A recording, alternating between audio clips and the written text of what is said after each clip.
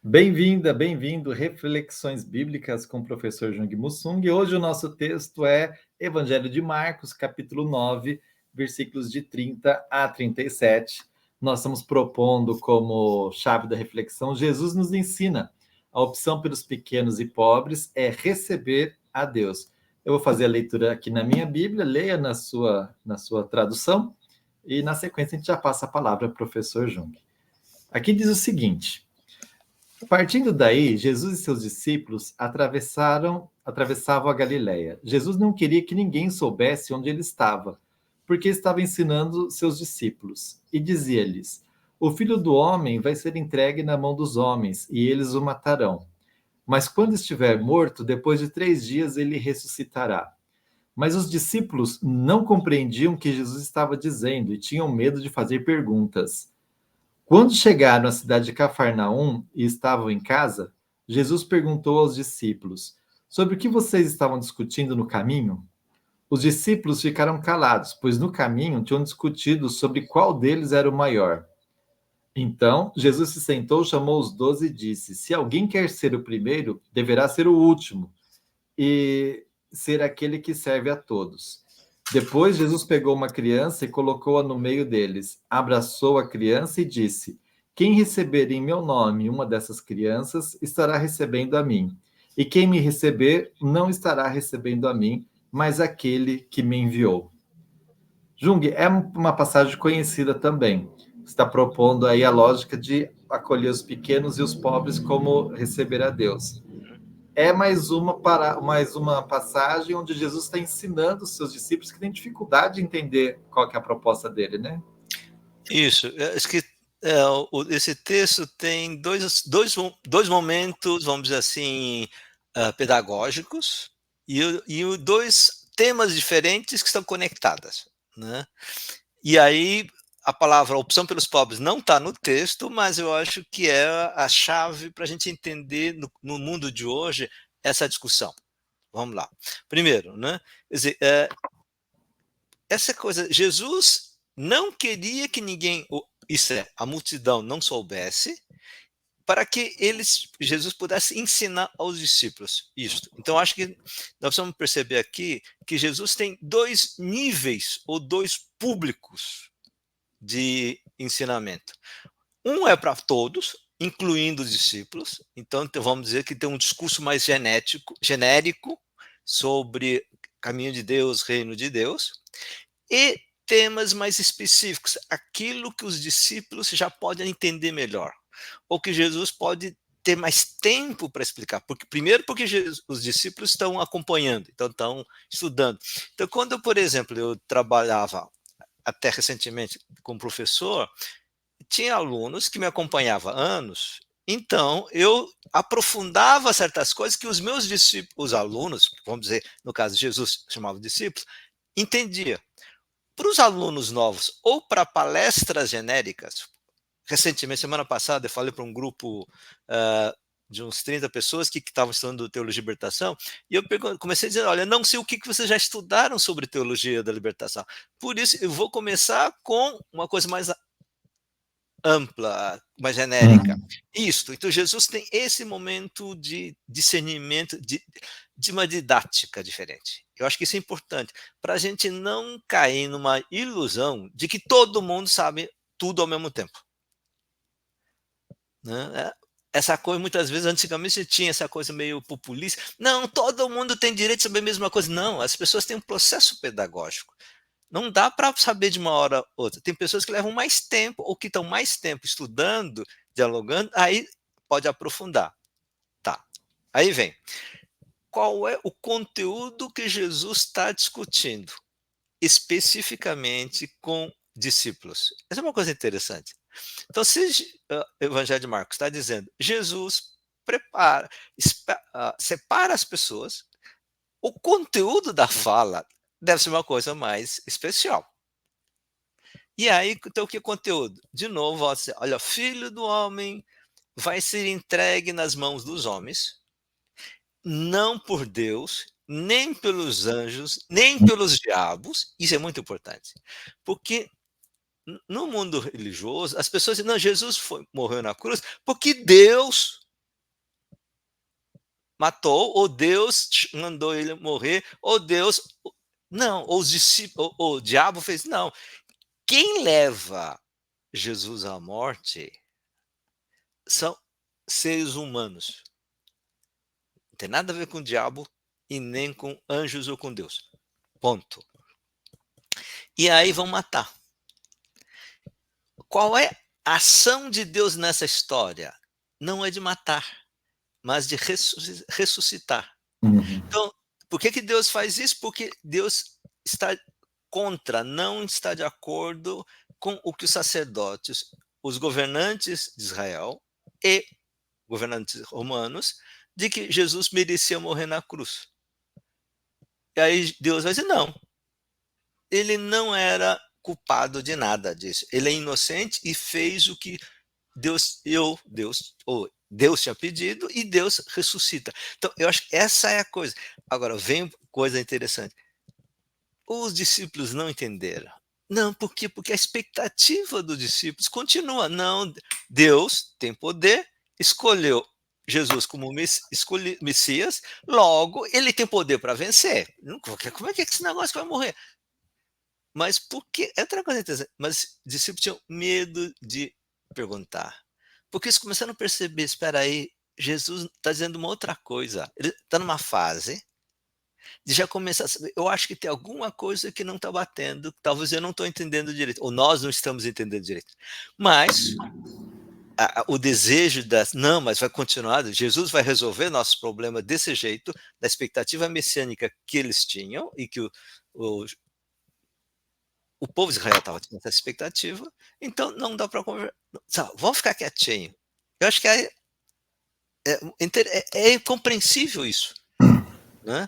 Igual criança que quando os pais estão brigando ou com problemas, olha, tá mais esquisito, melhor a gente não falar nada, sabe assim, o medo de conversar, de saber o que vai acontecer, medo da resposta ou coisa assim. E aí vem, segunda parte. Aí Jesus pergunta, e vocês estavam discutindo nessa conversa aqui? Porque o caminho longo, estava o segundo evangelho, e aí eles ficaram calados porque ficaram com vergonha.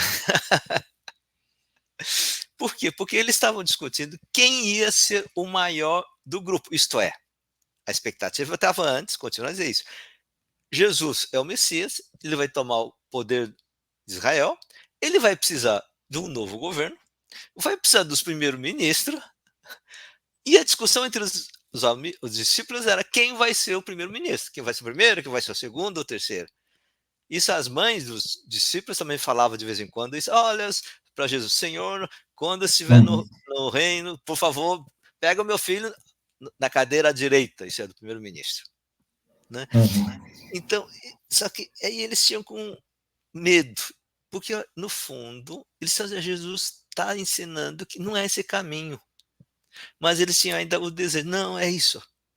E aí, então Jesus vem agora a segunda parte do ensinamento.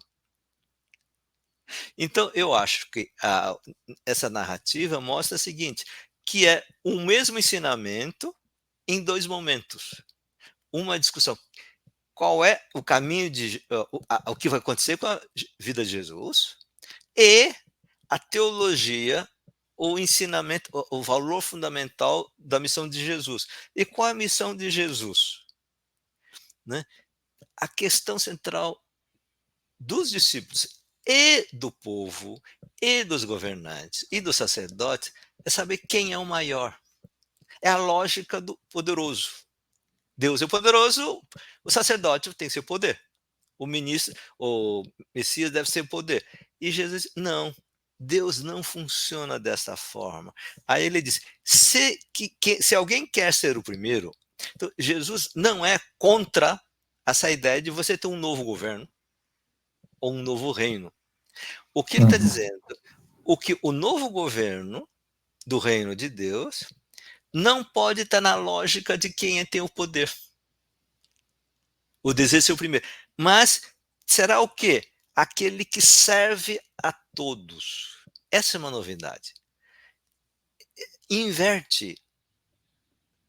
A monarquia o que é? O rei está lá e o povo serve a Deus.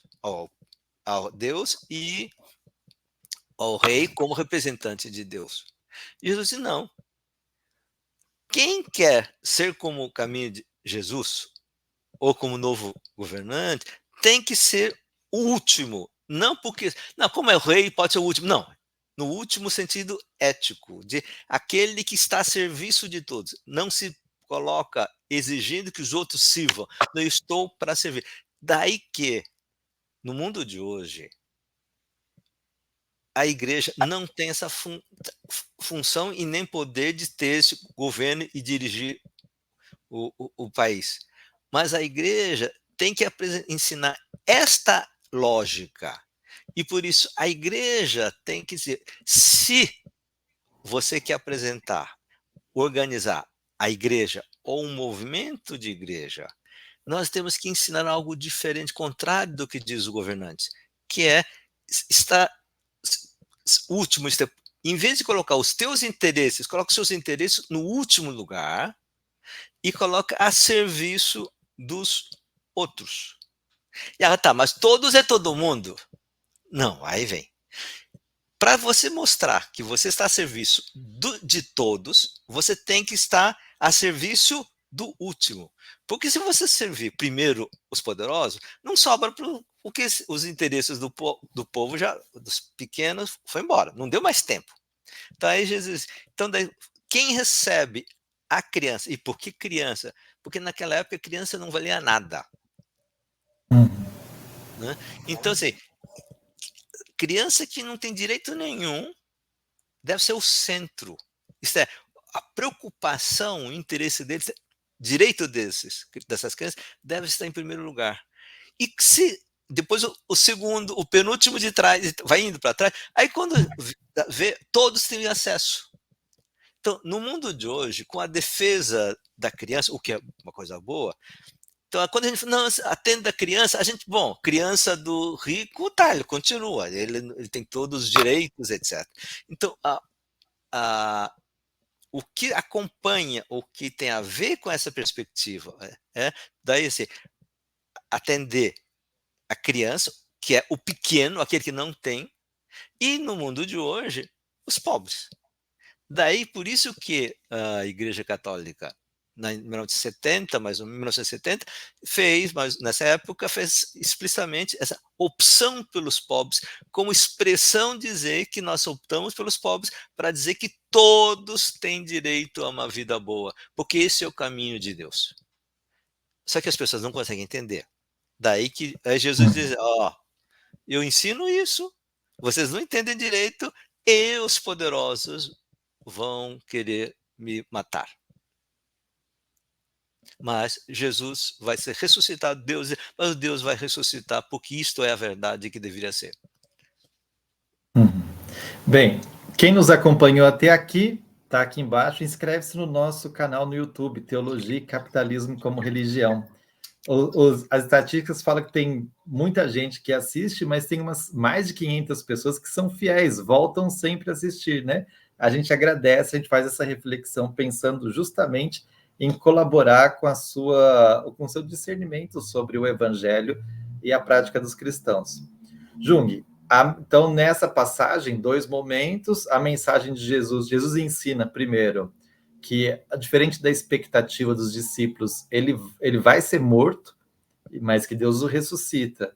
E também, diferente da expectativa dos discípulos, quem quiser ser o primeiro tem que se colocar a serviço, tem que ser alguém que serve a criança, serve o último, como a gente atualiza, serve os mais pobres, né?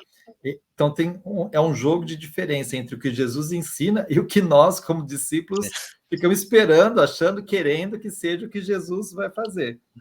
E chama a atenção, o último comentário, me chama a atenção que os discípulos têm medo de perguntar e que, num segundo momento, ficam até com vergonha do que estavam discutindo, que é essa disputa, porque sabem que tem uma diferença entre o que Jesus está ensinando, o que ele está nos convidando, qual o caminho, o projeto, e aquilo que a gente quer fazer, né?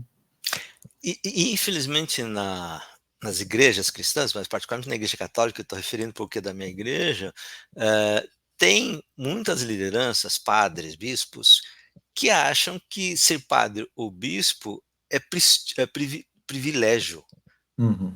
né? Que as pessoas precisam cuidar dos bens, ser bem atendidas por eles, enquanto que Jesus diz, não, é o contrário. Né? Daí que é a importância de a gente ler o Evangelho com calma, para aprender com Jesus, ouvir. E aí, eu acho que assim, de uma meditação, orar sobre o texto do Evangelho, para que a gente possa se converter internamente, aos poucos, a vida inteira. Porque a gente sempre acaba caindo nessa tentação. Uhum. Muito bem, acho que a gente pode terminar por aqui. E aí é uma coisa que eu sempre falo para os colegas padres, pastores que assistem nossas reflexões. Não são reflexões para criticar o que eles fazem, são reflexões para convidá-los, como a cada um de nós, a se aproximar daquilo que Jesus propõe. Nesse caso, servir os menores, se revestir do avental do serviço, né? E acho que assim a gente se aproxima de Cristo. E aí nós somos recebidos por Deus. Eu acho que isso é muito importante, né? Ao fazermos Claro, é isso, isso. Deus somos recebidos por Deus e Deus nos recebe, né? E nessa situação, mesmo aquele que é morto pelas pessoas é ressuscitado no Acreditado. final, né? Isso. Jung, muito obrigado. Até o Até. próximo, até semana que vem. Tchau, tchau.